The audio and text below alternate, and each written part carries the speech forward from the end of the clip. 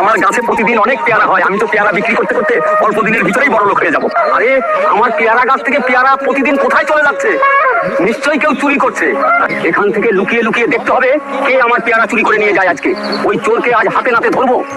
আশেপাশে কোথাও তো দাদুকে দেখছি না, এই সুযোগে পেয়ারাগুলো নিয়ে পালিয়ে যায়। আজকে আমি দেখবো এই কবুতর আমার পেয়ারা নিয়ে কোথায় যায়। এই তো বাসায় চলে এসেছি, তাড়াতাড়ি ঘরের ভিতরে ঢুকে পড়ি।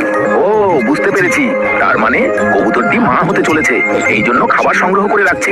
হায় আল্লাহ, এখন তো অনেক ঝড় বৃষ্টি হচ্ছে, আমি এখন কোথায় যাব, কোথায় থাকবো?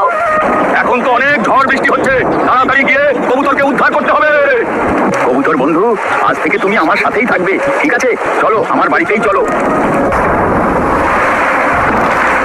আরে কবুতর, তুমি তো অনেকগুলো ডিম পেড়েছো, তোমার ডিমগুলো দেখে আমার খুব ভালো লাগছে।